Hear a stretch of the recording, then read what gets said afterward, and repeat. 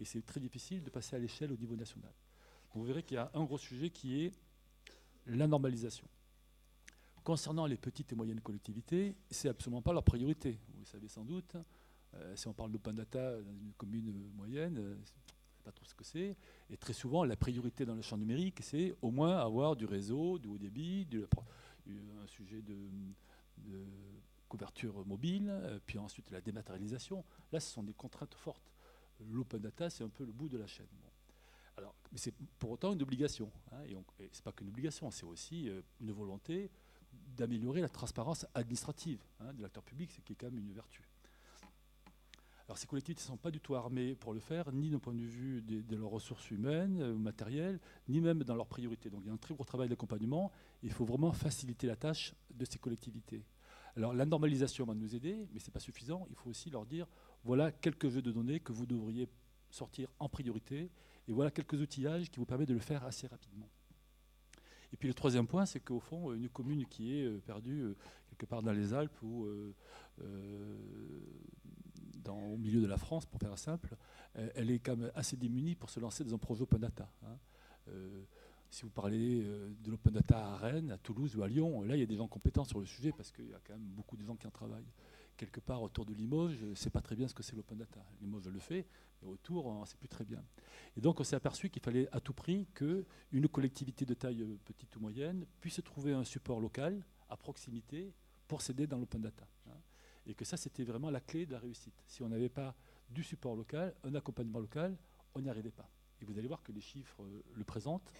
On est passé de 160 collectivités qui faisaient de l'open data en mars 2017 à 290 en mars 2018. Donc en un an, on a rajouté 130 collectivités qui font de l'open data. D'où viennent ces 130 collectivités qui l'ont fait en un an? Ce sont principalement des grappes de petites communes, par paquet de 10 ou 20, qui l'ont fait parce que la métropole, le département, le syndicat mixte, la région avaient mis en place une offre de formation, une offre de coaching, une offre d'hébergement, et que donc vraiment ils les ont aidés à passer.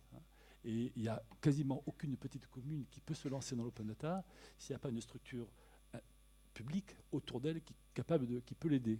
C'est possible, c'est pas du tout interdit, c'est même recommandé de le faire tout seul, mais il faut arriver à trouver ce système d'entraide. Donc pour ça, on a produit tout un tas de documentation qui est disponible sur le site d'Open Data Local, vous le trouverez.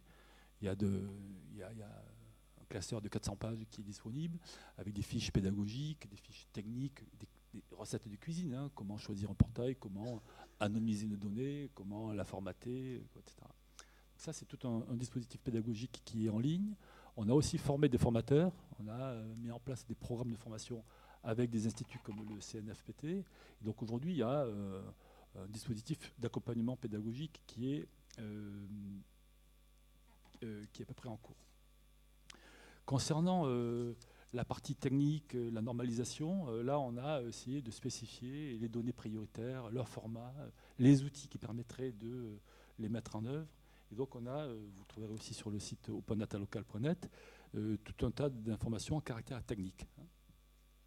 Et puis ensuite on a organisé tout un certain nombre de réseaux. Alors pour produire ça, on a quand même travaillé sur un territoire, enfin sur des territoires d'expérimentation. On s'est dit, on ne va pas le faire depuis un bureau à Paris ou quelque part.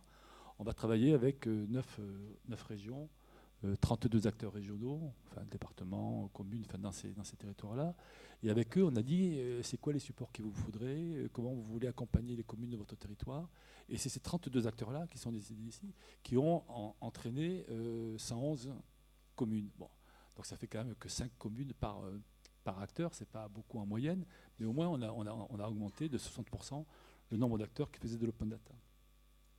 Donc vous voyez qu'on a expérimenté, qu'on a fait de la formation, qu'on a capitalisé et qu'on a créé des éléments techniques sur la normalisation.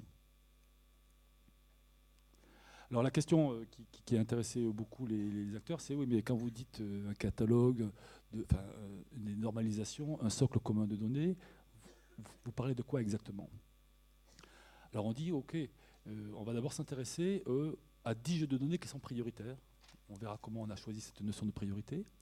Et sur ces données-là, on invite les collectivités à produire prioritairement ces données-là plutôt que d'autres. Elles peuvent publier des données sur l'agenda culturel, elles peuvent publier des données sur les voies cyclables, elles le font, et c'est obligatoire. Hein. Mais on dit, s'il y a une priorité, commencez par les délibérations, les marchés publics, les subventions, les bâtiments, voilà, par exemple, ou l'état civil, les statistiques d'état civil. C'est une façon de vous mettre en marche. Il y a des outils, il y a des cadres réglementaires qui consolident ça, donc on ne part pas tout à fait dans l'inconnu. Et puis quand vous serez à l'aise avec ça, vous allez voir que vous allez pouvoir publier le fichier des photocopies de la mairie. Ce n'est pas très intéressant, mais enfin, si vous voulez le faire, vous pourrez le faire. Mais commençons par des données qui sont intéressantes. D'un point de vue citoyen, transparence, ou d'un point de vue service, créer des meilleurs services pour la collectivité. Alors, on voit ici qu'il y en a 8 qui ont été normalisées, spécifiées, qui sont disponibles sur le site Open Data local décrit, et qu'on discute avec les éditeurs de logiciels, avec des fournisseurs de technologies, tout simplement, pour favoriser la production de ces données de façon automatique. Si vous utilisez Berger-Levrault, par exemple, vous en avez un qui est un des plus gros éditeurs spécialisés dans le domaine des collectivités, Berger-Levrault a intégré des modules Open Data dans la majorité de ses applications et permet de publier automatiquement en Open Data les données qui reviennent dans différents métiers, activités de vos collectivités. Donc il y a des données spécifiées, on en a 10 aujourd'hui, enfin 8 aujourd'hui, il y a des outillages, et on prévoit d'en rajouter 10 nouveaux en 2018 sur d'autres jeux de données dont les gens ont trouvé qu'il y avait quand même une récurrence importante et qu'il faudrait s'intéresser à ces données-là. Alors, il y a un point qui est important, c'est que on n'est pas obligé de demander aux collectivités de faire tout le travail. On sait que dans beaucoup de cas, les collectivités ont déjà fourni ces données-là à l'État. Vous savez, on donne à l'État les budgets, on donne les résultats des élections, on donne beaucoup d'informations. Et on pourrait très bien demander à l'État de nous restituer ces données-là à un format normalisé au niveau national. Si vous n'avez pas géré dans une base très précise le résultat de toutes les élections, ça a été publié, ça a été ouvert, hein, c'est ouvert. Mais si vous n'avez pas gardé le résultat des élections depuis les 30 dernières années, vous pourriez demander à l'État de vous les refournir dans un format standard. Et donc, ça permet de faciliter ça si